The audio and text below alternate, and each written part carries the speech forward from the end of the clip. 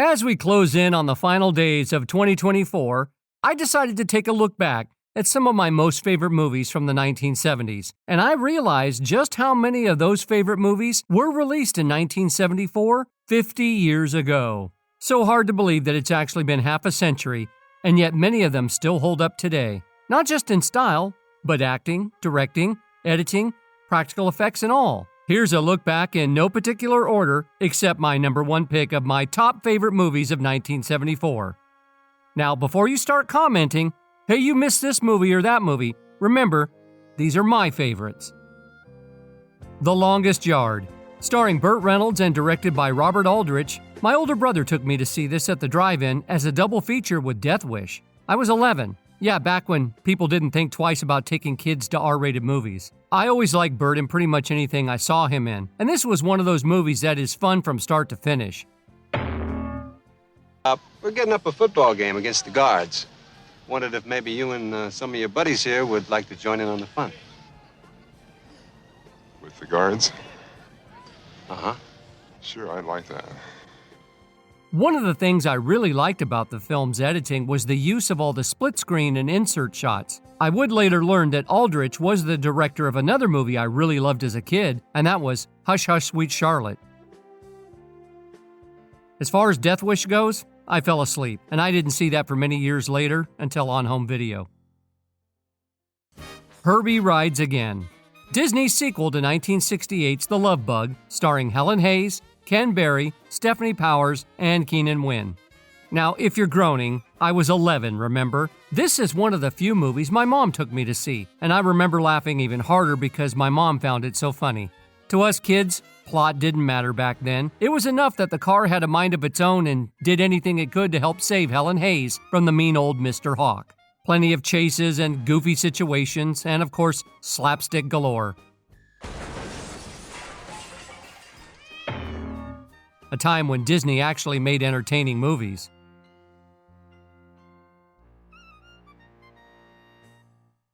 Murder on the Orient Express. Agatha Christie's classic iconic novel, directed by Sidney Lumet, and its all-star cast headed by Albert Finney. I didn't see this movie until the 1980s on home video, and I remember thinking it wasn't very good. I was wrong, and later on came to love this film. Even on repeated viewings, I still look for something I might have missed before. And even though I know who did it, that never diminishes the story for me. In fact, if I catch it on Tubi or any of the streaming platforms playing, I still watch it today. Something that I learned on my research for this video was that Lumet cast Sean Connery first, to which Sean stated that he was stupidly flattered, to which Lumet said, "Get the biggest star and the rest will come along." Rhinoceros. Okay, so many of you may not have heard of this film, and I only watched it because of Gene Wilder, and I didn't see it until it was on Channel 100, probably around 1976. I watched the film because of Gene Wilder and Zero Mostel, and knew that they had both starred in Mel Brooks, the producers. What I didn't know that this was a film adaptation of a play by Eugene Ionesco. This was part of the American Film Theater Project that produced 13 films from plays from 1973 to 1975. It co-stars Karen Black, and the script was dramatically, no pun intended, changed from the original play, which takes place in France, but the film is moved to the USA. It seems the director was actually trying to make a comedy farce more than sticking to the actual material, hence casting Gene Wilder and Zero Mostel. Mostel had done the play on Broadway in 1961. If you've ever seen the film and thought it's just weird, that's because it was written for theater of the absurd, so don't count on it making much sense, but it's still an odd favorite. Confessions of a Window Cleaner. Yes, I know the Confession series is quite comically naughty, and I didn't see it when I was 11. I saw it in 1983 on Cinemax, but it was only because I recognized the actor Robin Asquith, who I knew from the low-budget horror film Horror Hospital, also known in the UK as The Computer Killers. I had no idea that there were 4 of these films, but being a 20-year-old, having just moved out, and having a free month of cable, I would be lying if I said I didn't watch this more than once. It's typical British bawdy Benny Hill kind of fun, based on a series of novels by Christopher Wood about the adventures of Timmy Lee, a young lad who, whatever he gets up to, usually involves him ending up nude with a girl all too happy to play along. It was the 70s, what can I say? MCHU. If you love movies, there has to be at least one John Wayne film you love. For me, it's MCHU. Sort of the Duke's answer to Dirty Harry, which, by the way, he was offered and turned down. Directed by John Sturges, already known for epic films like The Great Escape, The Magnificent Seven, Ice Station Zebra, and of course a great film score by Elmer Bernstein, whose musical cues capture the walking swagger of the Duke. John Sturges directs MCHU like a noir type of mystery, updated for the 1970s relaxed limitations towards violence. Co-starring Eddie Albert, Alaterri, who had just done The Godfather 2 years earlier, and Diana Muldaur. Of course, one of my favorite scenes ever is the beach chase, with the Duke using a MAC-10 submachine gun. If you haven't seen MCHU, add it to your lists of films to see. The Man with a Golden Gun. Of course, you have to include Bond. Directed by Guy Hamilton and Roger Moore's second outing as 007, co-starring Christopher Lee, Britt Eklund, Maud Adams, and Clifton James reprising his role as Sheriff J.W. Pepper. It's not my favorite Bond film, and I always wish Christopher Lee had been given a better film to be a villain in, but when you're a Bond fan, you take what you can get sometimes. Of course, who could not want their own golden gun, which was made up from a cigarette case, pen, lighter, and a cufflink. I believe there are some replica props floating around the web if you want to get your own. And for the second movie in a row, the Bond people broke a second world record. The first was the boat jump from Live and Let Die, and the second, that amazing car flip on the bridge scene, which was completed in only one take, for which stunt driver Lauren Bumps Willard was given a $30,000 bonus on the spot. Not bad for a day's work. Freebie and the Bean. 1974 brought a ton of unlikely pairings in movies, and putting James Caan and Alan Arkin as buddy detectives together who can't stand each other seemed to be perfect. Originally, it was set to be a serious crime thriller, but it morphed into a black comedy that unintentionally created the buddy cop movie genre, where detective duos tend to destroy and wreak havoc across the city they're sworn to protect. Co-starring Valerie Harper of Rhoda, and Godfather alum Mo Green, Alex Rocco as the chief, who just wants Freebie and Bean to just die. Please get out of my office. In spite of its racial humor and cutting insults, famous in the 1970s, there's a ton of great stunts and action to keep your attention. Like, driving your car off the Bay Bridge and into an apartment. That kind of thing. Godfather Part Two. There's so much to be said about The Godfather Part Two, and everyone has their own personal relationship with this film and the original. I did not see this until many years later when I bought a special edition of both Godfather and Godfather Part 2, edited in sequence. It's not a movie I would have been interested in when it came out, as I was much more into scary movies and disaster films, but it's truly a great film. While I don't personally care for the early stuff, I do have a Godfather 2 connection though. I have the distinction of having worked with Troy Donahue, good old Connie's boyfriend Mel. Hey, he's no Frank Pantangela, but, you take what you can get. I worked with him on a low-budget science fiction movie in the late 1980s, so there's that. A movie I'm sure he probably didn't even remember working on. But Godfather 2 is another one of those films that I can watch from any point if it happens to be on one of the streaming services. Bring Me the Head of Alfredo Garcia. Yes, that really is the title of this film, directed by none other than Sam Peckinpah, director of my favorite Western, The Wild Bunch. While this is certainly not one of his better films, it still has a personal touch for me, as my high school English teacher is in it, Don Levy, who was roommates with Peckinpah in college. Plus, I always liked actor Warren Oates. It has your usual Peckinpah slow-motion violence you've come to expect, and a handful of character actors like Robert Webber, Gig Young, and Chris Christopherson as a biker. Like most Peckinpah films, it's pretty tragic in its storyline. I didn't see the film until sometime in the 1980s, but I remember my English teacher, Mr. Levy, had the movie poster in his classroom, and it was a real treat to see him and later talk to him about what it was like to work with Peckinpah. Taking of the Pelham 1-2-3. This was another one of those movies I saw on Channel 100, long before the days of HBO, with a great cast of Robert Shaw, Walter Matthau, Jerry Stiller, and directed by Joseph Sargent, with a great film score by David Shire.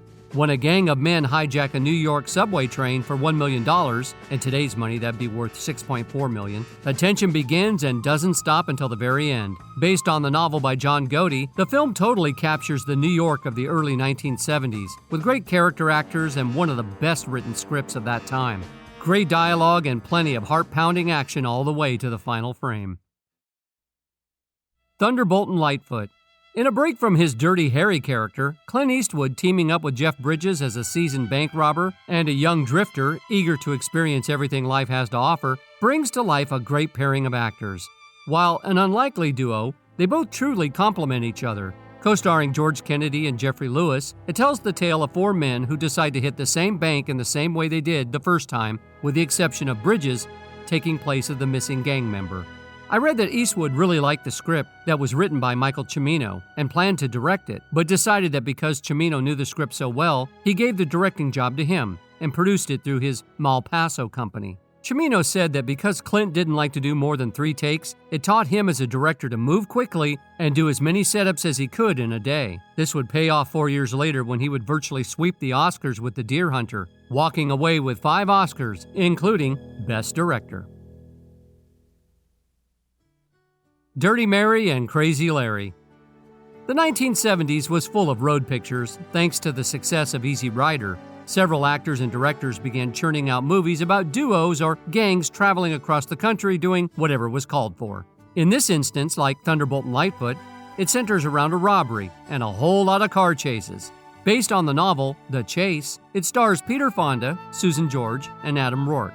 Fonda and Rourke are 2 guys trying to break into professional auto racing. They rob a grocery store run by Roddy McDowell, who is uncredited, in order to bankroll their ticket into the big time. The fly in their ointment is Susan George, who plays Mary, a one-night stand of Fonda's who consistently causes havoc every step of the way. This film was another personal favorite because it was filmed around my hometown and surrounding areas. Now, there's a spoiler alert here, just in case you haven't seen the film. The railroad crossing in the final scene was shot in the tiny town of Linden, California, where my girlfriend lived at the time. Her dad worked for the fire department and was on set for the film's fiery ending. She showed me where the crash was filmed, which happens to be on Archerdale Road, for anyone who wonders where that took place. I've been to virtually all the locations, including the general store in the tiny town of Farmington, California. Director John Ho said, in their original script the characters don't die in the end, but he changed that stating, "Speed kills. If you're going to drive 100 miles an hour, you're going to get killed. Don't speed." Airport, 1975. Now, I didn't see this one until it was on television on the NBC Sunday night at the movies. While I was certainly a fan of the disaster film genre, see this video here, I was initially interested in seeing it because of actress Linda Blair, who I had a big crush on, and hence later met in person when we were both doing the same play at the same time in theaters in California. But it was following the Irwin Allen formula of getting an all-star cast together for a big disaster, thanks to The Poseidon Adventure and the original Airport film. It's got Charlton Heston, George Kennedy, Ephraim Zimbalist Jr., Karen Black, and on and on and on. While it's not Gandhi or any of the other philosophical elements of human struggle, it's just one of those audience pleasers that simply require you to sit back and enjoy the ride. No pun intended. Young Frankenstein. Who doesn't love Gene Wilder and Mel Brooks? And for a kid who loved monster movies, I fell in love with this film. And I saw this one in the theater on its original release. As a kid, I totally understood why it was filmed in black and white. Mel had to fight the studio to do it in black and white. Producers couldn't understand why it wasn't in color. Everyone is great in this movie, from Madeline Kahn, Marty Feldman, Peter Boyle, Cloris Leachman, Kenneth Mars, and Terry Garr. When I get to the end credits of this film, I always find it a bit sad because everyone but Mel is no longer living. Based on an idea by Gene Wilder and then script co-written by Gene and Mel, it's got a great film score by John Morris, and it truly captures the era of the horror films of the 1940s, which is exactly what Mel was trying to capture. Blazing Saddles. And speaking of Mel Brooks, his magnum opus tribute to the Western. It's one of the few films that says something important while still being funny. I didn't get to see this film until it was in re-release in 1979. And like then, it still brings laughs today. Only Mel Brooks could be the guy to be the first to introduce farting to the big screen. And that honor, if you want to call it that, belongs to character actor Burt Gillum, the first man to ever break wind on the silver screen. Gene was not originally cast as the Waco Kid, but I'm so glad that he was because he and Cleavon Little worked so well together. Other great cast members of Harvey Korman, Madeline Kahn, Slim Pickens, Dom DeLuise, and so many others. One thing's for sure, the West would never be the same after Mel Brooks was finished with it. Earthquake. 1974 was definitely the year for the disaster film genre. There were several folks doing overtime in '74. Charlton Heston, George Kennedy, and composer John Williams, who not only scored Earthquake, but Towering Inferno as well. For those of you who got to see Earthquake in the cinema, most of us got treated to Universal Pictures' newest screen sensation, Sensurround. I remember I saw Towering Inferno first at a multiplex, and it was right next to the theater playing Earthquake. And we knew for sure when the earthquake happened. At the time, I didn't realize that a good deal of the earthquake scenes were matte paintings and miniatures. But when you look at the film today, you can totally spot the styrofoam concrete blocks and the highway sets, along with toy cars. It's kind of laughable today, but to an 11-year-old, this was box office gold. An all-star cast of Charlton Heston, George Kennedy, Lorne Greene, Ava Gardner, who play father and daughter, which is comical because Greene was only 7 when Gardner was born. But hey, that's the movies for you. And if you love a movie like Earthquake, you always look past all of its flaws. The Towering Inferno. Of course, you can't have Earthquake without The Towering Inferno, and probably Irwin Allen's best film. While I loved Earthquake, it kind of feels like the poor cousin to the rich production value of The Towering Inferno.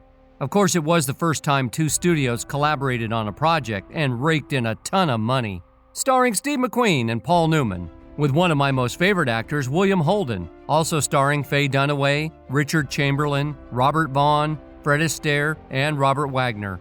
One tiny spark begins a night of blazing suspense.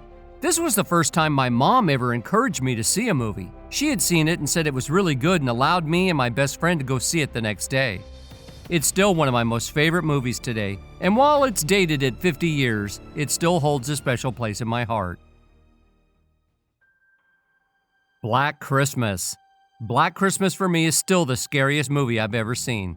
I saw it as a double feature in 1977 with It's Alive. Now, while It's Alive did come out in 1974 as well, it didn't do very well, so it got a re-release. And that's when I saw Black Christmas. To me, this is the perfect scary movie, even when you know the ending.